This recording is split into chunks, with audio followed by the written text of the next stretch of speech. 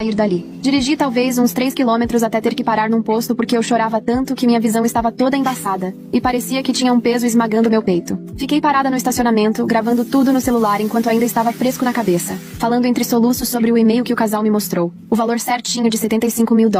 Cada palavra que o Carter falou ou deixou de falar quando confrontei ele. 10 minutos de gravação viraram 20, porque cada vez que eu lembrava de um detalhe novo, eu parava pra contar. O jeito que ele segurou meu braço, como ficou branco quando falei do barco, como não conseguia olhar na minha cara quando citei a carta da Lila para o Papai Noel. Tive que encostar de novo, já a 3 quadras de casa, porque minhas mãos começaram a tremer de novo. E gravei mais um pouco, agora sobre a doutora Weinstein e a pressão que ela fazia pra cima da gente. E como o Carter era sempre o único que ficava sozinho com ela, enquanto eu ficava com o Pierce. Quando finalmente cheguei em casa, vi o carro da minha mãe na garagem e dava pra enxergar pela janela da cozinha ela sentada à mesa com a Lila, montando um quebra-cabeça, como se nada tivesse acontecido, e aquilo me deu um nó no estômago. Entrei pelos fundos e a Lila veio correndo, pulou em cima de mim, e eu me ajoelhei pra abraçá-la com toda a força, enquanto minha mãe olhava com aquela preocupação que só mãe sabe ter. Fiquei dizendo pra Lila que amava ela umas 10 vezes, até conseguir olhar pra minha mãe e fazer sinal de que precisava que ela ficasse com a Lila aquela noite, e minha mãe só balançou a cabeça, sem perguntar nada, porque dava pra ver na minha cara que tinha alguma coisa muito errada.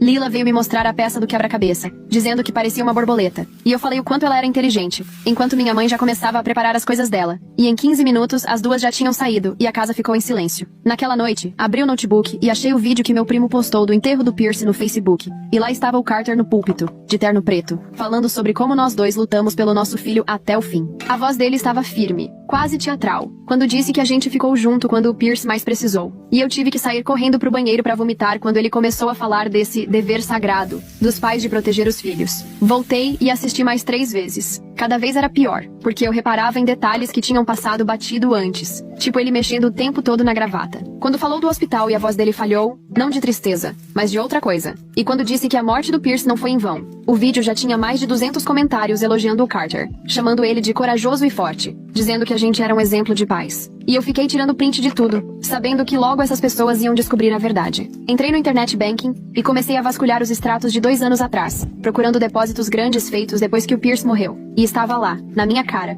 me dando um frio no estômago de novo. 3 depósitos em dinheiro, de $25 mil cada, feitos nas 2 semanas depois da morte do Pierce, todos com presente escrito na descrição. E eu lembrei do Carter dizendo que um primo tinha ajudado com os custos do enterro. É estranho o Carter sempre se reunir com a doutora Weinstein sozinho enquanto eu ficava com o Pierce, porque ele sempre fazia questão dessas conversas reservadas. O jeito que ele tentou segurar o braço dela e cortar o assunto na hora certa. Baixei todos os extratos desse período e achei mais depósitos em dinheiro, menores, de 5 mil aqui, 3 mil ali, sempre abaixo do valor que precisa declarar, e com justificativas vagas. Entrei no site da loja de barcos e o anúncio ainda estava salvo no Google.